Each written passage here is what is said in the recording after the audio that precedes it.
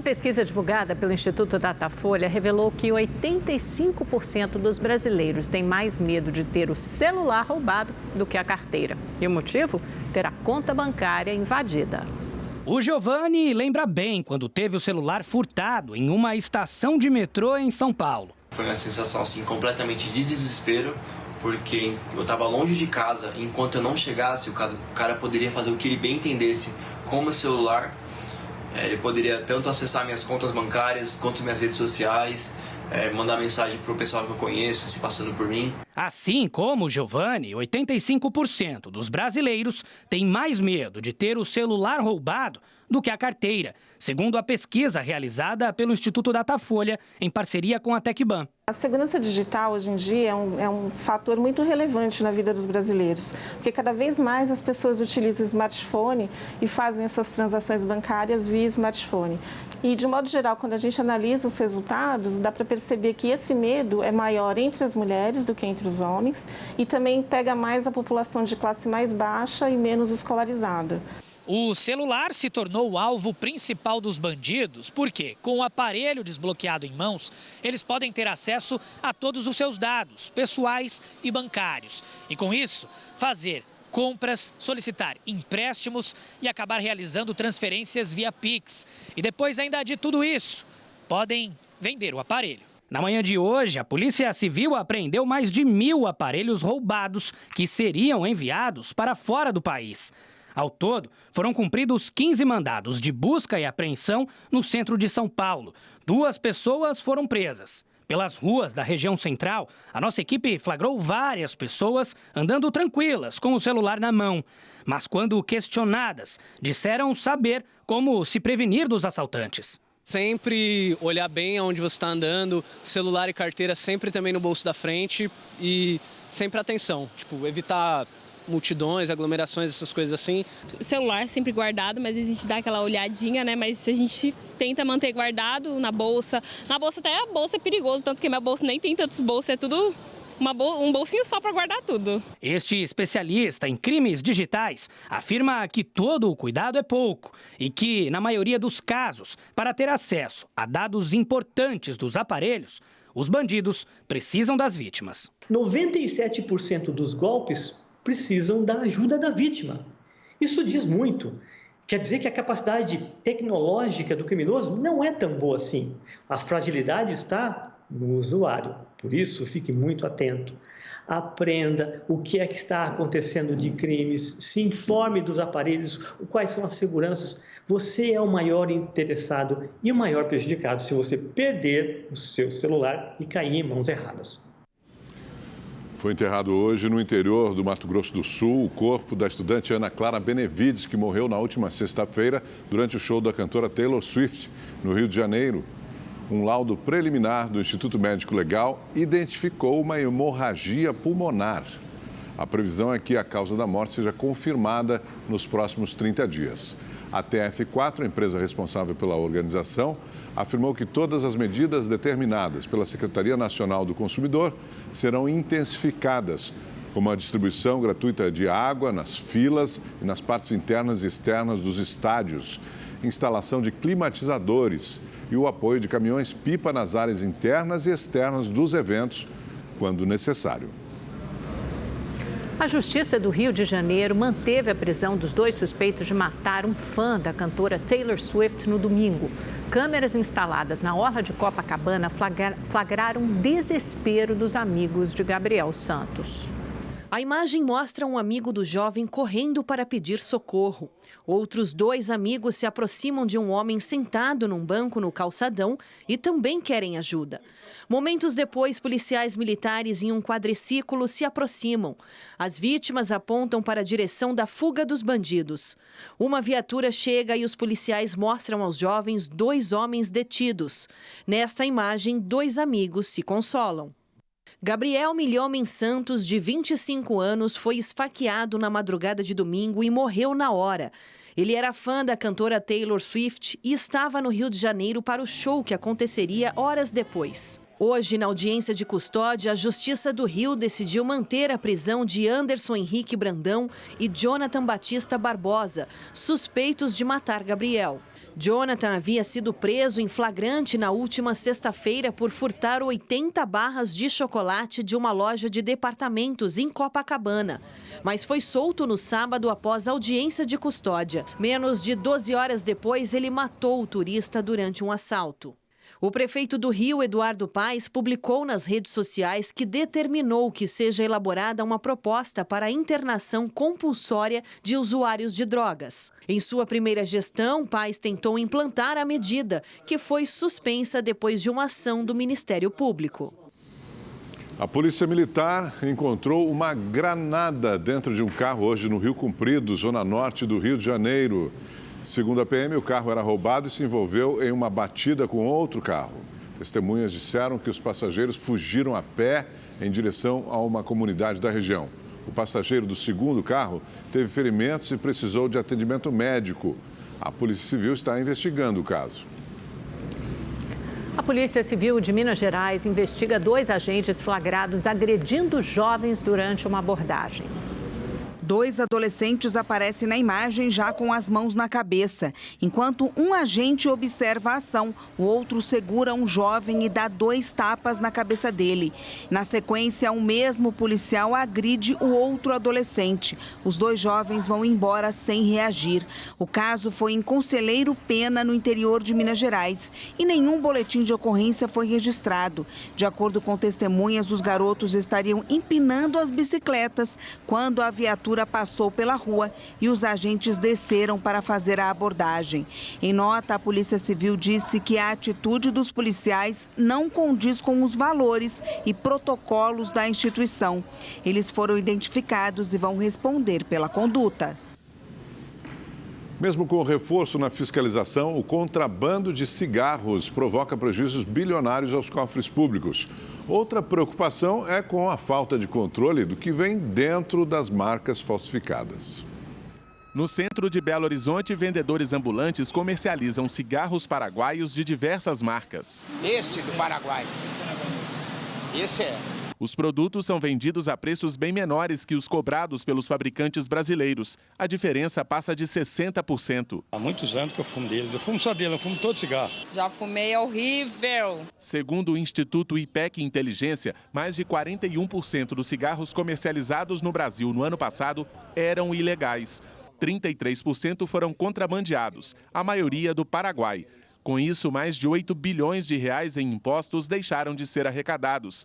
Nos últimos 11 anos, a evasão fiscal passa de 94 bilhões de reais. É uma sequência de crimes que são cometidos exatamente para ampliar a margem de lucro de quem opera.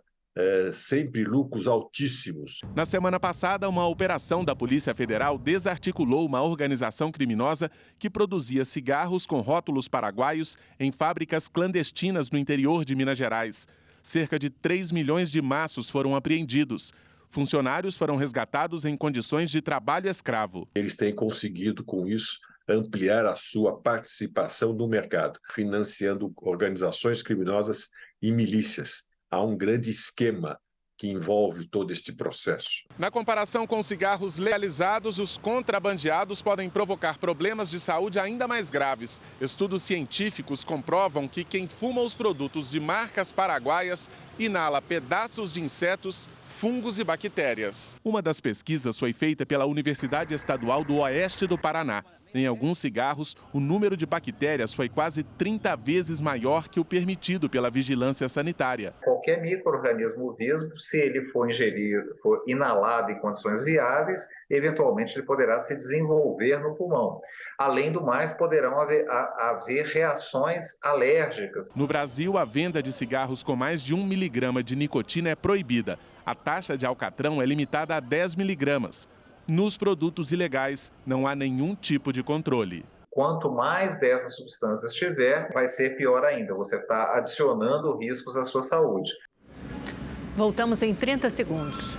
A Black Friday deve bater recorde de vendas e faturar quase 4 bilhões e meio de reais este ano. A queda da inflação impulsionou as vendas, especialmente dos eletrodomésticos, móveis e eletrônicos. Fernanda e Rodrigo estão noivos. Eles aproveitaram a semana de descontos da Black Friday para pesquisar os preços dos produtos e mobiliar a casa nova. A gente está fazendo essas pesquisas porque é importante, né?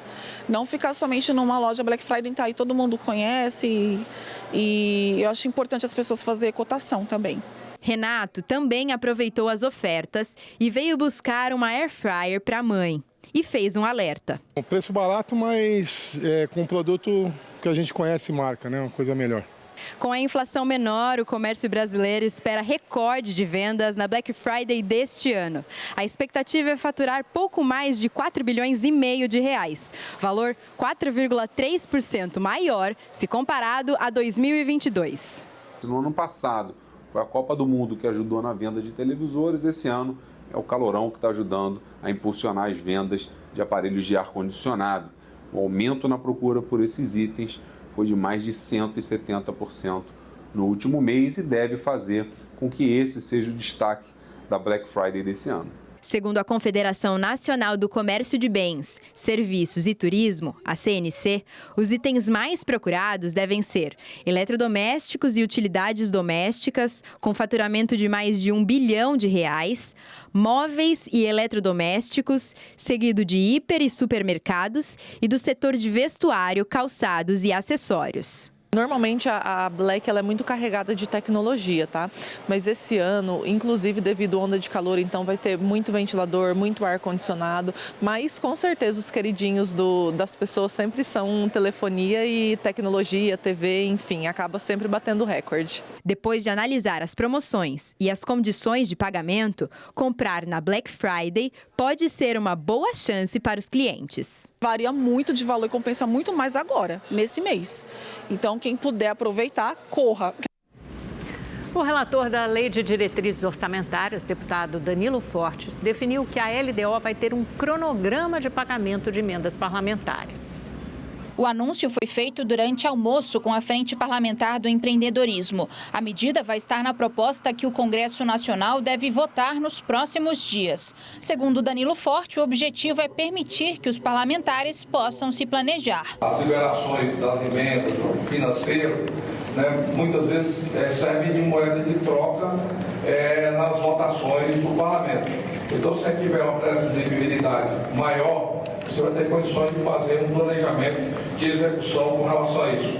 A previsão é que os parlamentares vão ter cerca de 25 bilhões de reais para as emendas individuais e 12 bilhões e meio para as emendas de bancada. Dentro desse cronograma, qual é a ideia? É que as emendas da saúde sejam empenhadas e pagas em primeiro lugar e dentro de um cronograma. Por exemplo, nos Estados Unidos, como é que é feito? O parlamentar mesmo, nas suas emendas, ele apresenta a sua linha de prioridade. O que é que vai ser executado e o que é que vai ser pago. Aqui a gente está fazendo isso dentro dos programas gerais para poder, com isso, ter uma abrangência maior e um resultado melhor para a sociedade. O relator destacou que vai incluir no texto a possibilidade de os deputados destinarem emendas individuais para atenção às crianças com transtorno do espectro autista e pretende resguardar algumas despesas do agronegócio de possíveis contingenciamentos, além de permitir que gastos com merenda, material escolar e uniformes sejam custeados com recursos do Fundo de Manutenção e Desenvolvimento da Educação Básica. Hoje são as prefeituras que arcam com essas despesas. O Senado vai votar amanhã a proposta de emenda à Constituição que limita os poderes do Supremo Tribunal Federal. Vamos a Brasília conversar com a Maria Ferreira, que acompanhou a sessão. Oi, Maria, boa noite. Oi, Amanda. Boa noite para você, para o Augusto e a todos que nos acompanham. Hoje encerrou o prazo regimental de 5 sessões para o Senado discutir essa proposta de emenda à Constituição. A votação em 2 turnos ficou, então, para amanhã, quarta-feira. Para aprovar uma PEC, é necessário o voto da maioria absoluta dos parlamentares da Casa, ou seja, 49 dos 81 senadores. Daqui, ela segue, então, para análise da Câmara dos Deputados. Pela proposta, um ministro sozinho não poderá determinar a suspensão de leis ou ato normativo dos presidentes da República, da Câmara e do Senado que atinjam a coletividade. há uma redução no número de pedidos de vista, que passa a ser de 2 por processo. E eles deverão ser concedidos coletivamente por um período de 6 meses, que pode ser prorrogado por mais 3. Só que esse trecho específico ainda não pode mudar, inclusive, porque os senadores não chegaram a um acordo, a um consenso sobre esses pedidos de vista. Eu lembro também que o STF já decidiu sobre o assunto e fixou um prazo de 90 dias de pedido de vista, mas por ministro. Bom, essa discussão da proposta ganhou força lá em agosto, quando o Supremo Tribunal Federal retomou o julgamento sobre a descriminalização do porte de drogas. Depois vieram, então, as discussões sobre o aborto, depois sobre a união homoafetiva e o marco temporal das terras indígenas. Esse assunto é polêmico porque muitos dizem que essa proposta, na verdade, é uma afronta ao STF. Mas hoje, o presidente do Senado, Rodrigo Pacheco, voltou a negar esse entendimento. Vamos ouvir o que ele disse. Não há nenhum tipo de afronta, nem tampouco nenhum tipo de retaliação, absolutamente. Eu sempre fui um profundo defensor da institucionalidade, da boa relação entre os poderes, um defensor do poder judiciário e da sua importância para a democracia. O que nós estamos buscando fazer no Congresso Nacional é o aprimoramento da legislação e o aprimoramento da Constituição Federal, justamente para poder garantir que os poderes funcionem bem. E a gente continua em Brasília com o nosso comentarista Kennedy Alencar. Boa noite para você, Kennedy. Bem-vindo aqui com a gente no Rede TV News. Essa tentativa do Senado de colocar freios no Supremo tem um efeito concreto ou é mais um gesto político, na sua opinião, Kennedy? Olá, Augusto. Boa noite para você, para Amanda, para quem está nos assistindo. Augusto, tem muito de jogo de cena nesse projeto, porque ele não deve, por exemplo, ser aprovado lá na Câmara. Vamos lá. O Rodrigo Pacheco, presidente do Senado, quer ser candidato ao governo de Minas Gerais. Ele é parceiro no Senado do Davi Alcolumbre. O Rodrigo Pacheco é do PSD, o Davi Alcolumbre do União Brasil. 2 partidos que têm muito peso no Senado. O Davi Alcolumbre quer voltar a presidir o Senado em 2025. Foi o Davi Alcolumbre que ajudou o Pacheco a chegar no cargo que ele está hoje. Eles fazem uma dobradinha lá. Eles precisam de uma base conservadora, que tem interesse em retaliar o Supremo Tribunal Federal. Então tem jogo de cena aí. É o Pacheco tentando aprovar um projeto, a tendência é de aprovação, apesar de o governo ter entrado em campo para ver se o Senado não aprova ou se muda. Tem uma discussão de mudança do parecer desse projeto. Mas a tendência até agora é ele ser aprovado lá no Senado. E aí eles dão um recado para essa base mais conservadora, que tenta colocar freios no Supremo. É ruim o que eles estão fazendo. Já houve uma reforma no Supremo em relação às decisões individuais, às decisões monocráticas e em relação ao pedido de vista. Tem um ponto do projeto que é até interessante, você limitar a 180 dias, depois mais 90 dias para pedido de vista, você coloca um limite para que não fique ali um ping-pong, né? E um ministro pede 90 dias, o outro pede e isso se alastra, porque pedido de vista, de fato, era um problemão no Supremo. Eram chamados perdidos de vista. A gente tinha pedido de vista e ficava anos ali. Um ministro sentava em cima de um processo e ele não era julgado. Isso está errado. A Rosa Weber, que deixou o Supremo há pouco tempo, fez uma reforma do regimento e agora tem prazo, inclusive decisões monocráticas também. Eles se esforçaram para fortalecer mais as decisões colegiadas, que são quando o plenário se reúne e você tem as decisões pela maioria dos ministros. Claro que isso é o ideal. Mas por que existem as monocráticas, as individuais? Porque há questões do direito que são muito prementes, têm que ser decididas rapidamente. Não dá tempo de pedir que o plenário se reúna para analisar aquilo. Então, um ministro, diante de uma ameaça a uma garantia individual, a uma questão iminente, rápida, ele dá uma decisão. Então, cabe sim aprimorar o funcionamento do Supremo? Sim, mas isso é uma tarefa mais para o tribunal do que essa que tem sido feita, que o Senado tenta fazer. Mas tem um outro problema, Augusto, a questão é bem complexa. Se passar no Senado e chegar lá na Câmara dos Deputados, tem um cidadão, que é o presidente da Câmara, o Arthur Lira, que tem uma dívida com o Supremo Tribunal Federal. O Supremo acabou de tomar decisões que beneficiaram o Arthur Lira em investigações da Polícia Federal e em processos. Portanto, o Arthur Lira deve engavetar esse projeto, essa proposta de emenda constitucional, se ela passar no Senado e chegar na Câmara. Digamos que seja aprovada na Câmara, tem o Supremo, que numa democracia tem a última palavra para interpretar a Constituição, pode declarar esse projeto ilegal. Portanto, tem muito mais jogo de cena do que um efeito prático real. Augusto e Amanda, boa noite para vocês. É isso, obrigada, Kennedy, boa noite. A Mega Sena com um prêmio de mais de 50 milhões de reais. A gente volta logo em seguida, fique com a gente. Hoje, o presidente Lula se encontrou com o presidente da Petrobras, Jean Paul Prates. Para falar sobre essa reunião, vamos a Brasília conversar com Igor Damasceno. Boa noite, Igor. Amanda, boa noite novamente a vocês e a todos que nos acompanham. O encontro com Jean Paul Prates foi no Palácio do Planalto, a portas fechadas, hoje à tarde. O presidente da Petrobras tem sofrido pressões no governo por causa do preço dos combustíveis. Na semana passada, o ministro de Minas e Energia, Alexandre Silveira, criticou publicamente a demora na redução dos preços. Na saída do encontro de hoje, Jean Paul Prates disse que se encontra semanalmente com o presidente Lula para definir um plano estratégico da estatal e negou que tenha falado sobre preço de combustível com o presidente Lula. Ele também explicou que os novos valores não são definidos com o governo federal. Já os funcionários da Petrobras alegam que a estatal sofre pressões políticas por causa do controle da empresa. A manifestação foi por meio de nota assinada pela Federação Única dos Petroleiros, que representa o Sindicato de Funcionários da Petrobras. O texto não informa qual bloco parlamentar estaria exercendo essa pressão. Voltamos ao estúdio. Obrigado, Igor. A ministra Isabel Galotti tomou posse como titular no Tribunal Superior Eleitoral, TSE. A magistrada assumiu a vaga deixada por Benedito Gonçalves e vai atuar na Justiça Eleitoral durante 2 anos.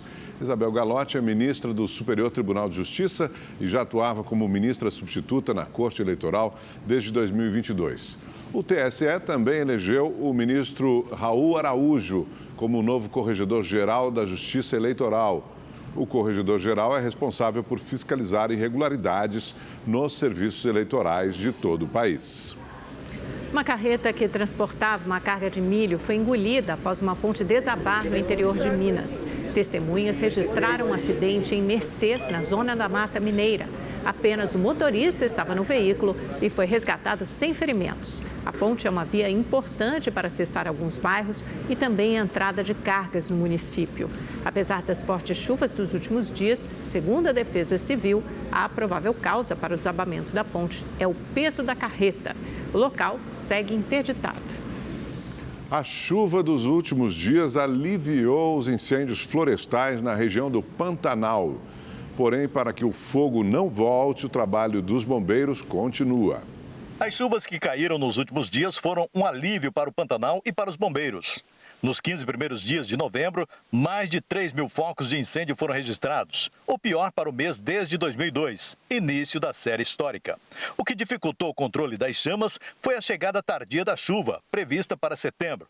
O atraso se deve ao fenômeno El Niño. Agora, com o fogo zerado, o objetivo dos bombeiros é evitar novas queimadas. E viemos exatamente para reforçar as ações de prevenção, mas também as ações de combate aos incêndios que estão acometendo aqui a região. O ICMBio, o IBAMA, sob o comando do Ministério do Meio Ambiente, a partir de uma solicitação da própria ministra Marina Silva, já estavam atuando na região e tivemos agora uma intensificação desse trabalho. Ao todo, foram 29 dias de combate aos incêndios no Pantanal. Os especialistas explicam que, além do baixo volume de chuva, o fogo é resultado do calor intenso e da vegetação ressecada. O incêndio devastou mais de 1 milhão de hectares da biodiversidade pantaneira. As chamas destruíram uma área significativa do bioma. De janeiro até agora, o fogo já consumiu 7% do Pantanal, segundo o Laboratório de Aplicações de Satélites Ambientais da Universidade Federal do Rio de Janeiro. Atingiu em cheio não só a flora, mas também a fauna. Centenas de animais de diversas espécies morreram.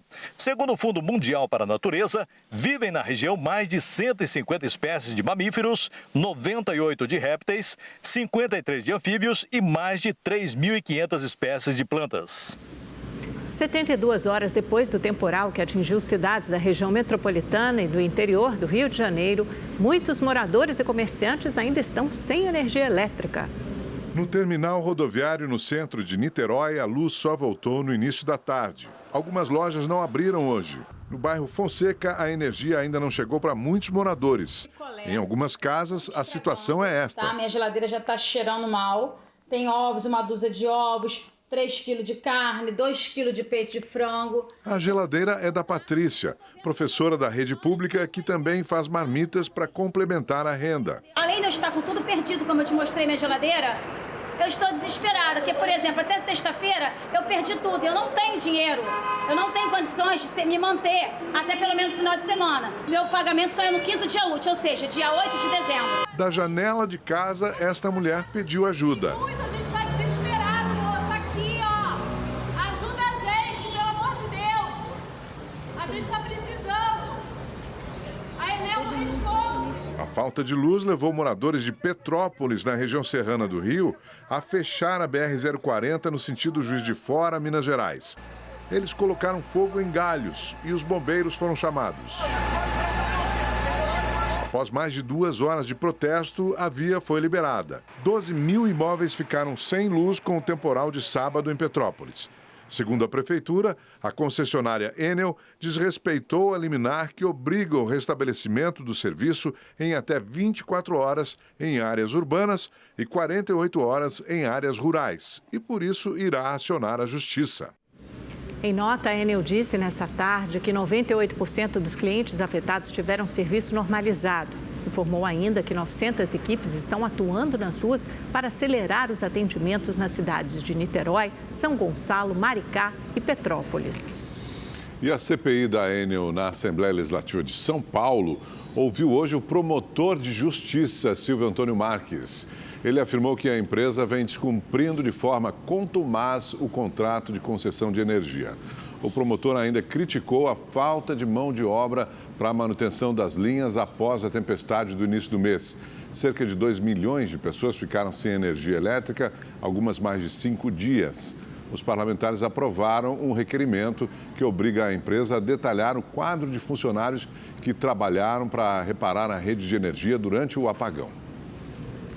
O prefeito de Porto Alegre decretou hoje situação de emergência na capital gaúcha. Uma das comportas do Lago Guaíba não suportou a pressão da água e cedeu. Ruas ficaram alagadas. Em todo o estado, subiu para 5 o número de mortes devido aos temporais. A orla foi interditada e lugares de uso comum ficaram submersos. O Departamento Municipal de Água e Esgoto prevê que a situação deve se agravar até amanhã. Era uma comporta que há muitos anos não se tinha manutenção, desde a época em que ainda o DEP operava a drenagem da cidade, por onde passavam os antigos trilhos do trem de carga aqui. Então a gente está remediando a situação aqui e a gente em breve já deve conter. No mais, a gente ainda mantém um prognóstico de que amanhã chega a chuva a Porto Alegre e o vento deve, a partir do meio-dia, soprar de sul, o que faz com que as águas represem mais em Porto Alegre e o nível tenda a subir. Na área central da cidade, uma das comportas projetadas para evitar o avanço da água não suportou a pressão e cedeu. O trem que liga a capital à região metropolitana operou com restrições. Os veículos não chegaram até a estação central, já que os trilhos estavam cobertos pela água. A prefeitura está montando um dique improvisado para conter os volumes de água. Moradores da região das ilhas precisaram abandonar suas casas. Cerca de 1.000 pessoas já foram removidas de locais de risco pela Defesa Civil. 134 estão em abrigos. A população deve ficar em alerta, sim. A gente corre um risco das águas aumentarem ainda aqui e a gente tem, então, o pessoal do comércio, das águas, ficarem bem atentos. Subiu para 5 o número de óbitos após as chuvas. Em Eldorado do Sul, uma idosa foi encontrada morta dentro de sua residência. Já são mais de 24 mil pessoas desalojadas. O governo do estado vai disponibilizar 60 milhões de reais para cidades atingidas por desastres naturais. Serão 400 mil para municípios em situação de emergência e 600 mil para municípios em situação de calamidade pública. As chuvas também causaram estragos em Santa Catarina. 5 tornados foram registrados nos 20 primeiros dias de novembro.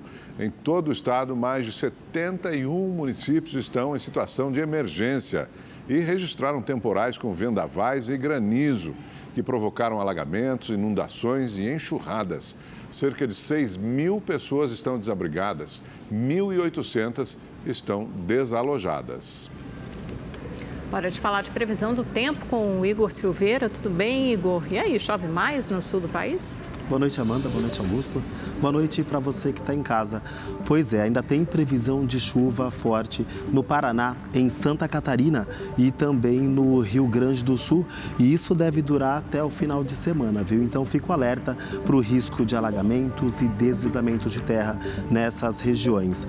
Por outro lado, no Sudeste, o tempo vai ser ensolarado e abafado. E as máximas, olha, passam da casa dos 30 graus. Olha só, 33 graus amanhã em São Paulo, 38 graus no Rio de Janeiro e 32 graus em Belo Horizonte. Agora, na região norte, a previsão de chuva continua por lá. No centro-oeste também nada muda, viu? O tempo continua firme, mas deve chover no período da tarde. Já no nordeste, o sol continua e só deve chover em partes do sul da Bahia. Só que mesmo assim, as temperaturas continuam altas por lá. A máxima pode chegar aos 30 graus em Salvador. Então, olha, vai dar praia por lá. Amanda, Augusto. Obrigado, Igor. Obrigado. E o presidente Lula formalizou a indicação de 4 nomes para vagas no CAD, o Conselho Administrativo de Defesa Econômica. Foram indicados o ex-advogado-geral da União, José Levi, a economista Camila Pires Alves, o procurador federal Diogo de Andrade e o consultor legislativo do Senado, o Carlos Vieira Gomes. As indicações serão votadas pelo Senado e, se aprovadas, os nomeados terão mandato de 4 anos. O CAD é responsável por fiscalizar e analisar fusões e compras de empresas, além de outras condutas que podem prejudicar a livre concorrência. O Conselho chegou a anular os julgamentos por não ter o número mínimo de integrantes. E o Rede TV News fica por aqui. Amanhã tem mais a partir das 7h20 da noite. Obrigada pela audiência. Até lá. Obrigado pela sua companhia. Uma ótima noite. Até amanhã.